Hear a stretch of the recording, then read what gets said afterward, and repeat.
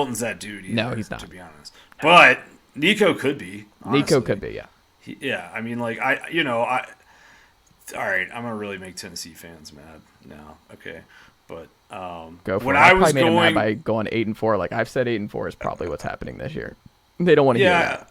Well, when I was going through Tennessee's tape to get ready for the Georgia-Tennessee game last year, it was Georgia was coming off of having played Florida. I think the week before, or maybe it was the week before, and I just watched Anthony Richardson play, and like Georgia won that game by 3 scores, despite being -3 in turnover margin, but there were some moments in that game where like Anthony Richardson like did some things, like he dropped like a beautiful rainbow into like perfect coverage, but it was still a catch because it was a literal perfect throw that you can't defend.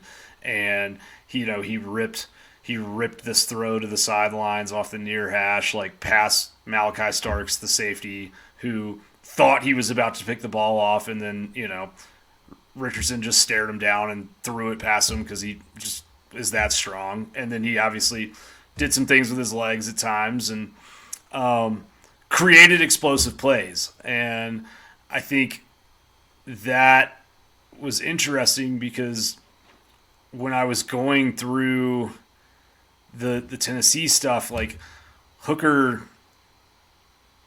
did a really good job of following the rules of that offense, like you were just saying. But you didn't really see him make like a ton of tight window throws.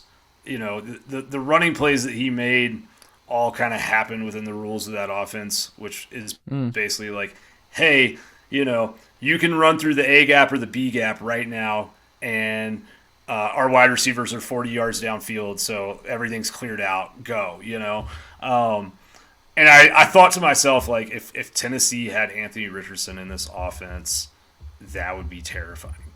That was my thought. Which I know, and the other thing too with Anthony and the difference is like, and seeing I saw it up close for the Florida game, is just that like his sack rate reflected it with how low it was. He's like the antithesis of Malik Willis, where he just could stand in the pot. Like he was impossible to bring down. Like he's such a big dude, and his lower half was so strong that like he just kept plays alive because guys were just falling up. Like gigantic defensive linemen could not get him down first, second, third time. That's the reason Florida was even in that game late, is because Tennessee could not get him down. For sure. And it was also just, I kind of went down that avenue in my head of like, okay, what happens if you have to deal with Anthony Richardson as a runner and you're dealing with Tennessee's wide splits and you're playing a light box because you don't want to get beat over the top by Jalen Hyatt? Like all of a sudden, it's like maybe that breaks down somewhere and, it's just there's got to be something explosive that happens in there. And so the question I have is like, could that be Nico? He needs to put on some weight. Right? Well, no, I know, but like just in terms of, I didn't think Hendon Hooker ever really made many plays that most other quarterbacks wouldn't have made in the same situation. I think he was just an elite decision maker, though. Like the dude did not turn the ball he over. was, but like my point being, it's just like most of the big plays he made downfield were to guys that were wide open anyways. That most quarterbacks are making those throws. And I hate to say this, but like Joe Milton looking as competent as he did against 10 TDs, no picks Clemson, last year. Yeah, against everybody he played is kind of more proof of that, in my personal opinion. Like I know, and there's credit that is deserved to Heupel for kind of fixing him, right? Because like he came from Michigan, I think, quite broken. But I don't think Hendon Hooker was that. Like I thought he was really good at running what Tennessee wanted him to do, but from like a talent standpoint, I don't know that he's super overly talented.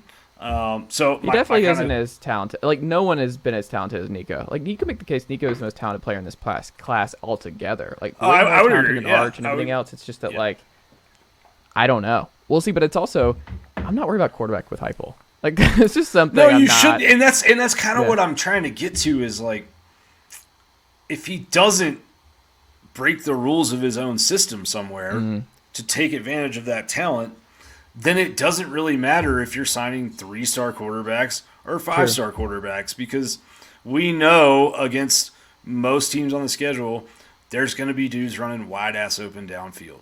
And as long as you got somebody to hit that, you're going to be fine. And we know against most of the schedule that the screen game and some of the things that they do with the run and some of the little kind of like tight end leak patterns over the middle and delayed routes help mitigate the opponent's pass rush and keeps teams from pinning their ears back. So you don't really have to have, like, you guys did have a 5-star left tackle last year that, was right really tackle. good. But like, Yeah. I'm sorry, right tackle. Yeah. Yeah, but like you don't have to have that every year to do what he's doing. And that's the beauty and also the curse, I think, is like you said, like I think the floor is always going to be way higher than it was for the decade prior to where he got there.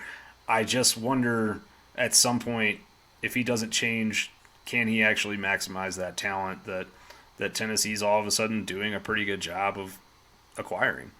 Well, that's a good lead into what you've been a good sport talking all things Tennessee, because I want to pick your brain primarily here to talk about Georgia and bring in Raiola, because Graham, I'm curious, and this is something that Matt and I have talked about on this program a lot, and I don't know if it's just coincidence the way it's gone, but like, and I think you tweeted about this, was just how good of a recruiter Bobo was, and like I'm like, I'll get into him versus Monken on that front, but like Dylan Raiola is obviously the most talented quarterback you've brought in since Stafford, and that's, I don't think, hot takey or anything. Like there's a reason to be extremely excited about Dylan Raiola.